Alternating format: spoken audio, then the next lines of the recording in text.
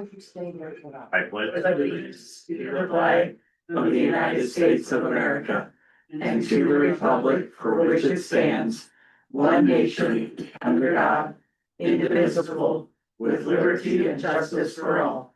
Good morning. Morning. Next is approval of today's agenda. Motion to approve the agenda. I'll second that. It's been moved and seconded. Any discussion? Hearing none, all in favor say aye. Aye. Motion carries. Now is the minutes. Lance, I make a motion to approve the minutes dated 5/20/26. I will second it. It's been moved and seconded. Any discussion? Hearing none, all in favor say aye. Aye. Motion carries. Now is claims for payment. Motion to approve the claims for payment for May 27th, 2026. I'll second that. It's been moved and seconded. Any discussion? Hearing none, all in favor say aye. Aye. Motion carries. Now we have is nationwide investment options. Lance, I'm gonna make a motion to approve the nationwide investment options provided by Nationwide Insurance and Julie Devine. I will second that. It's been moved and seconded. Any discussion? No. Hearing none, all in favor say aye. Aye. Aye. Motion carries. We have no change of statuses. Other business. I have nothing.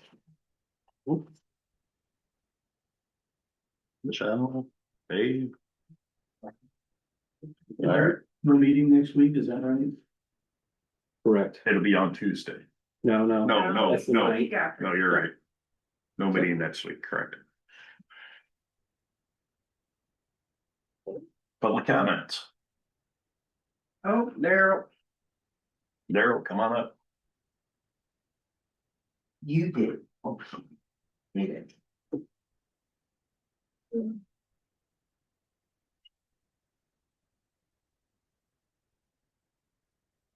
Have to leave this one a little longer, we've got all kinds of time.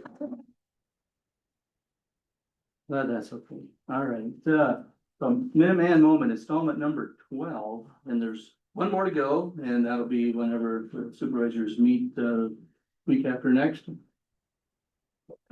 So the Act of Independency, probably never heard of that before. I hadn't either. But that's what John Adams called the Restraining Act passed by Parliament in December of 1775. That act created a British naval blockade of the American coast. An unmistakable act of war, and as Adams saw it, an unwitting British declaration of America's independence. So to kind of understand, we got to go back to 1774 and James Wilson. Wilson was one of only 6 founders to sign both the Declaration and the Constitution, and he later became a U.S. Supreme Court Justice. By late 1774, it was clear Parliament was violating the principle that government derives its just power from the consent of the people. That year, Wilson published a pamphlet, Considerations on the Nature and Extent of the Authority of Parliament, and he wrote, "Allegiance to the king and obedience to Parliament are founded on very different principles. The former is founded on protection, the latter on representation. The colonies are not bound by the acts of Parliament because they are not represented in it." However, Wilson explained, allegiance is that which every subject owes to his prince. The colonists ought to be dependent on the king because they have hitherto enjoyed and still continue to enjoy his protection. Thus, while the bond of obedience to Parliament had been broken, allegiance to the king remained intact. But that bond of allegiance was forfeited by the king through the withdrawal of his protection beginning in 1775. See the Declaration's last 5 grievances. King George rejected America's peace offering, our olive branch petition, and officially declared the colonies to be in rebellion, grievance number 23. British forces conducted violent raids along the coast, number 24. The king hired foreign mercenaries, Hessians, to wage war against the colonists. That's number 25. Britain's naval blockade isolated the colonies, seized vessels, and forced captured Americans to make war against their fellow colonists. number 26. In number 27, the king, quote, excited domestic insurrections, slave revolts, and, quote, endeavored to bring on the inhabitants of our frontiers, native tribes.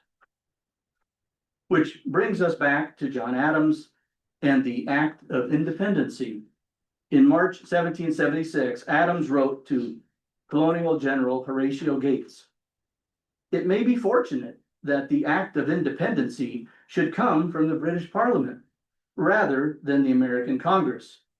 For King, Lords, and Commons have united in sundering this country. It throws 13 colonies out of the royal protection and makes us independent." Finally, the colonists felt their independence. Allegiance to the king, the last vestige of feudalism, was broken. Thank you. Thank you. Any other public comments? Julie, come on. Oh, thank you.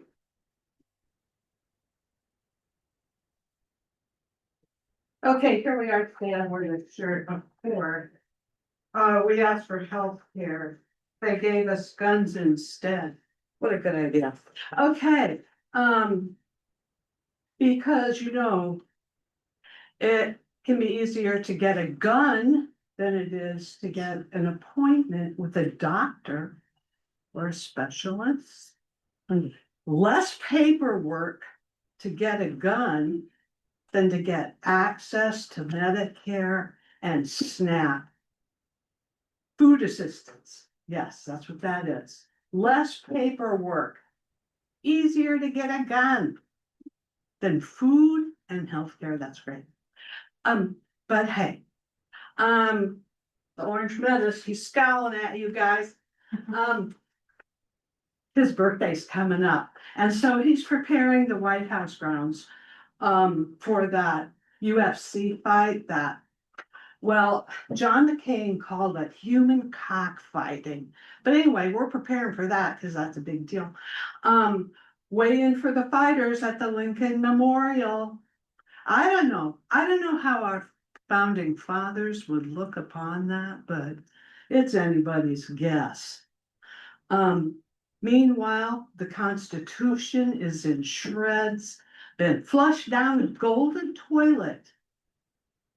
Due process, rule of law, gone. We can listen to as many Minuteman minutes as you want when people start to respect due process, rule of law, and admit that those are now gone. We are now a lawless nation. Then, yeah, we're screwed. Yeah, we're in a deep slide into a hellish quicksand of greed and lust for power. Thank you. Any other public comments? Could ask for adjournment. Motion to adjourn. I'll second that. Been moved and seconded. All in favor, say aye. Aye. Aye. Aye. Motion carries. Just